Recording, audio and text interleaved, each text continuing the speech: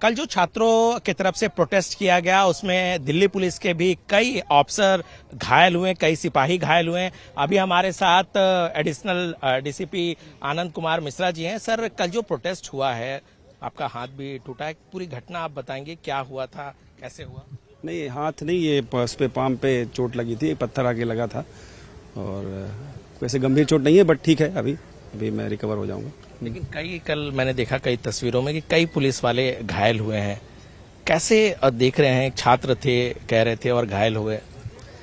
देखिए, हर एक जो भी प्रदर्शन होता है उसका एक प्राय परमिशन होती है, उसके लिए पूरी तैयारी होती है। पर ये हमने ऑर्गेनाइजर से कई बार रिक्वेस्ट किया, पर उन्होंने इस चीज़ को ना गंभीरता से लेते हुए और उन्हें कोई हमें रूपरेखा नहीं बताई और फिर उन्होंने जिस तरह से उनका पूर्ण नियोजित अपना कार्यक्रम था उसके तहत उन्होंने मार्च शुरू किया। हमें जिस तरह से एंटिसिपेशन था, हमने काफ़ी एलोबरेट अरेंजमेंट लगाया था, क्योंकि हमें बहुत सारे ऑफिसेज हैं वहाँ पर, बहुत सारे ऑफिस कर्मी आते हैं लोग वहाँ पर, और बहुत सारी इंपॉर्टेंट वाइटल इंस्टॉलेशंस है, उनको भी सुरक्षित रखना हमारी जिम्मेदारी। उन सब पॉइंट्स को देखते हुए हमने काफ़ी अच्छा अरेंजमेंट लगाया हुआ था और उसी के तहत जब उनका मार्च शुरू हुआ, हमने बीच में बैरिकेडिंग की हुई थी रोकने के लिए कई स्तर की।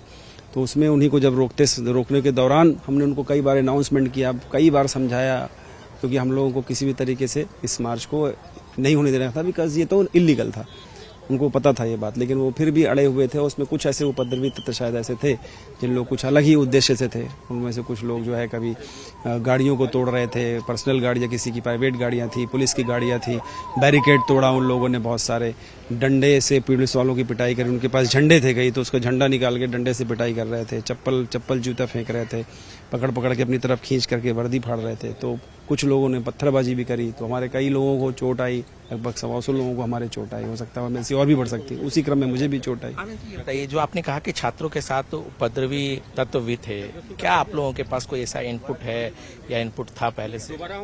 ये उस पर हम इन्वेस्टिगेशन कर रहे हैं, अभी देखते हैं, उसमें निश्चित रूप से जो थे उनको कार्रवाई की जाएगी।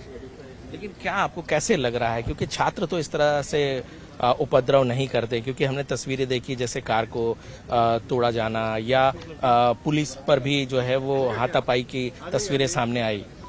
हाँ, वो तो मैंने बताया ही कि छात्र तो ऐसा नहीं करते हैं, और हम भी हमेशा छात्र रहे, तो हम लोग तो छात्र का तो ये मेंटेलिटी नहीं होती। तो वही मैंने आपको बताया, कुछ उसमें ऐसे तत्व थे जिनका कुछ अलग ही उद्देश्य था, और उसी उद्देश्य के तहत जो है वो अपना काम कर रहे थे।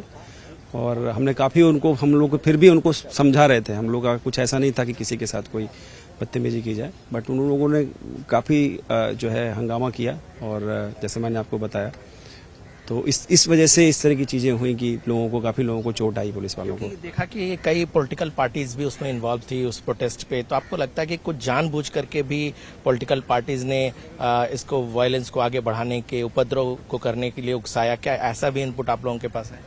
नहीं, अब उसमें इन्वेस्टिगेशन किया है, that's under investigation under way. धन्यवाद। तो देख सकते हैं कि किस तरीके से कल जो प्रोटेस्ट हुआ उसमें पुलिस कर्मी भी घायल हुए, ऑफिसर्स भी घायल हुए, और इनका साफ कहना था कि जो छात्र थे वो छात्र इस तरह का कभी इस तरह के काम नहीं करते हैं, और कुछ उपद्रवी तत्व भी थे जिन्होंने इस तरह से हिंसा फैलाई, पुलिस बलों पर भी जो है वो उन्होंने हिंसा की। कैमरामैन सोनू मंडल के साथ अनूप गुप्ता, न्यूज़ 18 नेटवर्क, दिल्ली।